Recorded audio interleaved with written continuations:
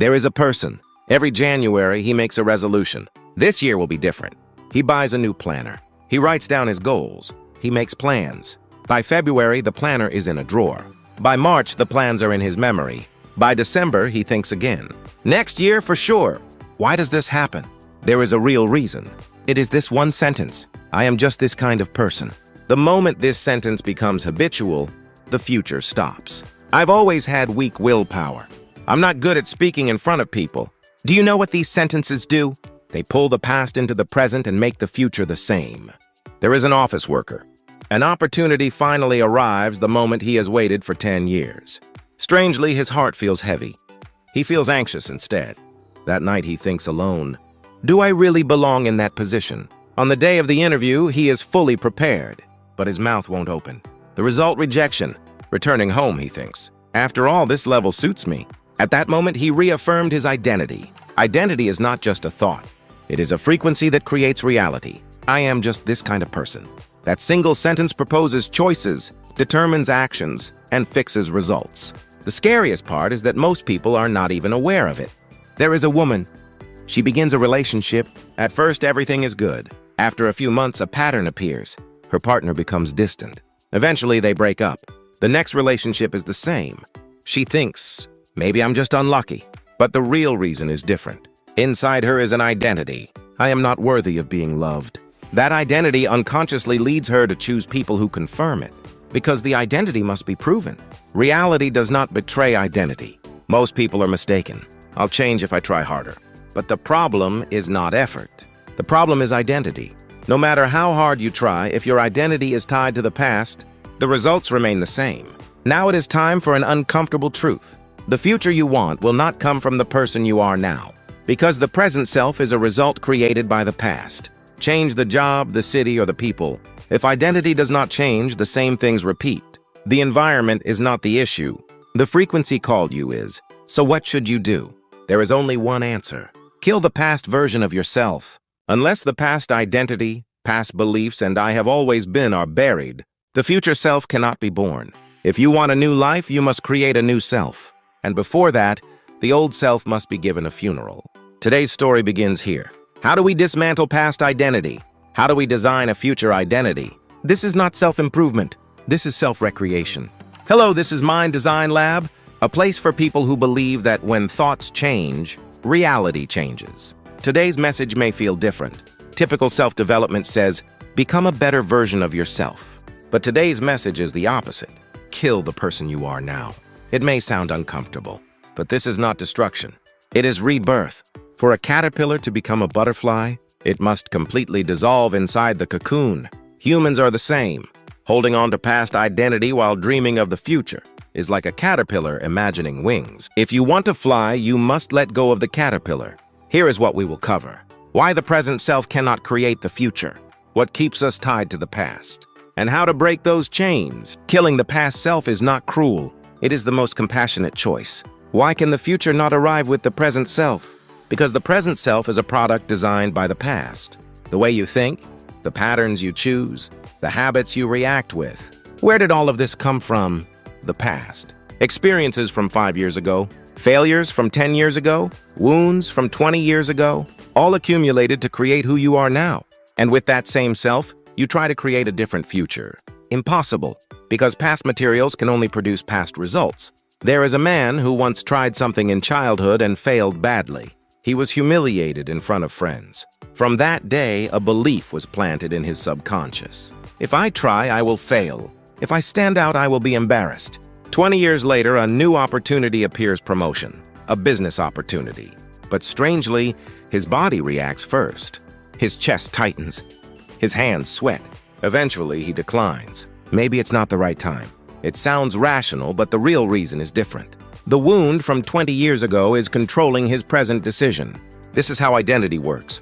Past experiences plant beliefs in the subconscious. Those beliefs create the identity, I am this kind of person. That identity proposes present choices. Those choices create the same results as the past. And those results strengthen the identity again. A perfect loop. So what should we do? Identity must change. But identity does not change simply by deciding. It is a neural pattern deeply embedded in the subconscious, A proper method is needed. Here are 3 principles for killing the past, self and giving birth to the future self. First, lower importance. Second, ride the external flow. Third, release resistance. Lower importance. Paradoxically, the more desperately you want something, the further it moves away. When something becomes "this must happen" or "I am finished," energy becomes imbalanced and reality pushes it away. Instead, adopt the attitude, "It would be nice if it happens, but I'll be fine if it doesn't." Lowering importance does not mean giving up. You still want it, but you are not attached. Second, ride the external flow. Most people try to force things. "I must make it happen." That creates resistance. Instead, act as if things are already unfolding well. Observe opportunities and move with the flow, rather than controlling everything. Third, release resistance. Thoughts like, "Why hasn't it happened yet? I still don't have it." Confirm lack and recreate it. Replace them with the feeling, "It is already here. Of course it will happen." When resistance disappears, identity loosens, and space opens for a new identity to enter. Now the practices: first, write and destroy 50 "I am originally" sentences. Write 50 sentences starting with "I am originally." Read them aloud, feel their weight, and tear them apart, saying, "This identity no longer defines me." This symbolic act marks the end of the past identity. Second, create an importance scale. List what you want and rate each from 1 to 10. Anything above 8 is excessive attachment. Consciously lower the score by asking, "If this doesn't happen, what then?" You will realize the world does not end. Third, start each day as your future identity.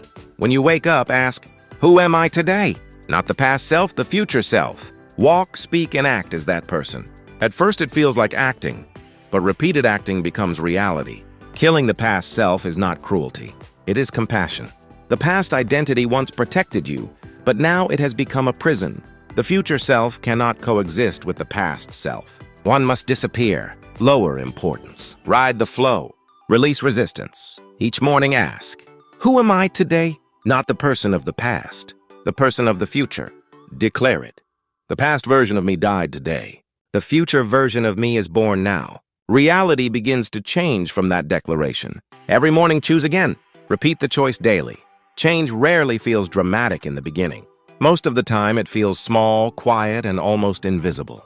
You wake up and choose to think a little differently. You react to a situation with slightly more calm. You take one action that the past version of you would have avoided. Nothing seems extraordinary in that moment. Yet something fundamental has already shifted. Identity does not change in a single explosion. It changes through repeated confirmation. Every time you act as the future version of yourself, even in a tiny way, you send a new signal to your brain. This is who I am now. At first, the old patterns will still appear. Old thoughts will return, old fears will whisper, and old habits will try to pull you back. That is natural. It does not mean you failed. It only means the past. Identity is losing its dominance and trying to survive a little longer. Instead of fighting those moments, simply notice them and choose again. Each new choice weakens the past and strengthens the future. Over time, what once felt unnatural begins to feel normal. The behavior that once required effort becomes automatic. And one day, without realizing exactly when it happened, you look back and recognize something surprising. The person you struggled to become has quietly become the person you are. This is how transformation truly works, not through a single decision, but through thousands of small confirmations that gradually rewrite who you believe you are. One final question. What am I making too important right now? Is that importance blocking me? Killing the past self is not a single event. It is a daily choice. Today, you have taken the first step. Continue tomorrow. The past self is gone. The future self is here now. If this message resonated with you, please subscribe and like. Share it with someone who may need it. And leave your experiences in the comments. Let us build together a life not trapped by the past. This is Mind Design Lab.